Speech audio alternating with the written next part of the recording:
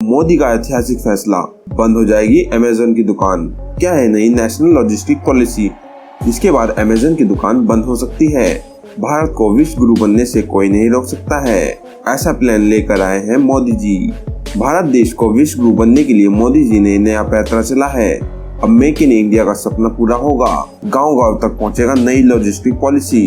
देश को विकसित देशों की लिस्ट में शामिल कराने की दिशा में एक बड़ा कदम साबित होगा। आखिर क्या है नई लॉजिस्टिक पॉलिसी? इसकी वजह से भारत के पूरी मैन्युफैक्चरिंग सेक्टर की कायापलट होने वाली है।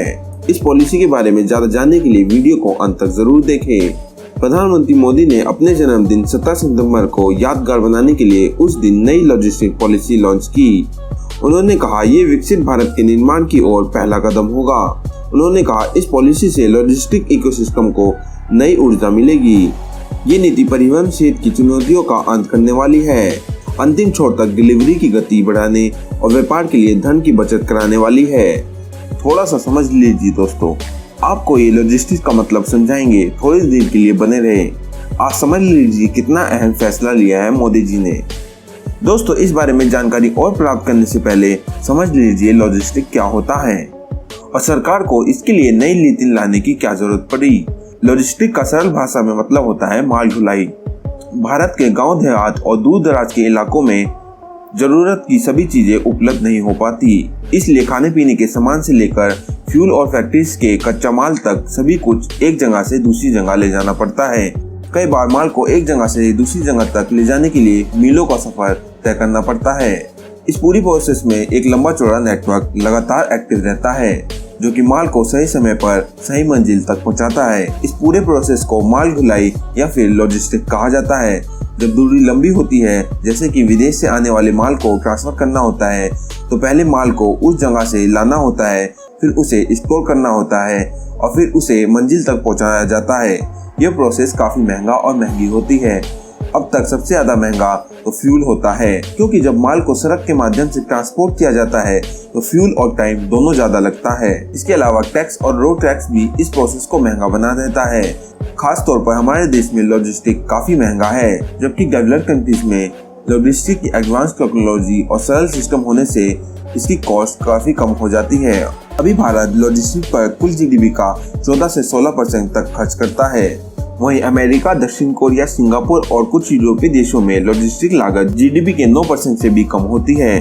दोस्तों, बहुत बड़ा डिफरेंस है, कहाँ 16%, कहाँ 9%। लेकिन अब सरकार नई लॉजिस्टिक नीति के साथ इस अंतर को कम करने की कोशिश में है। इस नीति का उद्देश्य है 2030 तक लॉजिस्टिक में लगभग 8% तक की कमी लाना। इस नीति का दूसरा उद्देश्य है 2025 तक लॉजिस्टिक परफॉर्मेंस इंडेक्स में रैंकिंग में सुधार और दशक के अंत तक टॉप 25 देशों में शामिल होना। जैसे पिछली बार जारी लिस्ट में भारत 44वें नंबर पर था। बस्तर से जो देसी मुर्गी थी उसे पैक करके मुंबई पहुंचाना है, तो माल ढुलाई आसान हो, रेल की जगह, सड़क की जगह हवाई माध्यम से आपका माल पहुंचाया जाएगा जल्दी और सस्ते दामों पर। तो सोचिए क्या हो सकता है। कोलकाता में कुछ बनता हो, महाराष्ट्र में कोई स्पेशलिस्ट हो, वहाँ का कहने का मतलब है इंडिया एक ग्लोबल विलेज बन जाएगा। समझ लीजिए, इंडिया ही नहीं मतलब हर वो शहर, भारत कुछ ऐसा है जो यूनिक है। उस शहर की जो बेहतरीन चीज है जो वो प्रोड्यूस करता है, मतलब कि वहाँ उपज होती है, उसे वहाँ से प्रोड्यूस करके उसे कहीं भी भारत के किसी भी कोने में डिलीवर किया जा सकता है। इससे पिछड़े हुए क्षेत्र में काफी डेवलपमेंट होगा। अब वो माल देश की राजधानी तक पहुंच सकता है और उसे भी विदेश एक्सपोर्ट किया जा सकता है। दोस्तों, जब ऐसा हो जाएगा, मान लीजिए कि बिचौलिया जैसे अमेज़न टाइप के इन सब का रहना खाना खत्म हो जाएगा। अब माल सेलर से सीधा ग्राहक तक पहुंचेगा। वो सेलर अब हो सकता है रिक्शा चलाने वाला, सूट काटने वाला, मिट्टी के बर्तन बनाने वाला बंदा भी हो सकता है। इतना बड़ा रेवोल्यूशन आने वाला है। अगर माल ढुलाई सस्ती हुई, एक्सेसिबल हो गई, देश के कोने कोने तक पहुंच गई, तो समझ लीजिए भारत का हर गांव फैक्ट्री बन सकता है, क्योंकि देश के हर गांव में कुछ न कुछ स्पेशल तो होता ही है। जब पैसा वहां तक पहुंचेगा तो डेवलपमेंट भी वहां तक पहुंच सकता है। देश की जीडीपी भी बढ़ेगी और बेहतर भी होती जाएगी। ये सिस्टम हमारे देश को एक्सपोर्ट हब भी बना सकता है।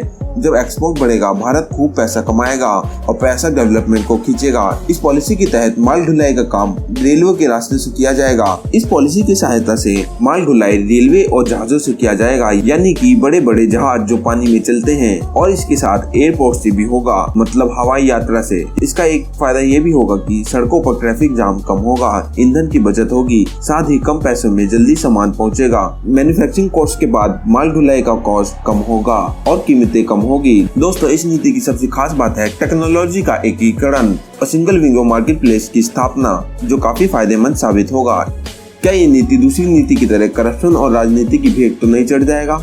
आपको क्या लगता है दोस्तों, भारत को विश्व गुरु बनने से कोई रोक सकता है? सुपर पावर बनने से कोई रोक सकता है? बड़ी खबर है, बड़ा फैसला है, अच्छी पहल है। अगर आपको भी इस वीडियो से अच्छी नॉलेज मिली है तो अपने दोस्तों के साथ जरूर शेयर करें। अगर हमारा वीडियो अच्छा लगा हो, वीडियो को लाइक और चैनल को सब्सक्राइब कर दीजिए।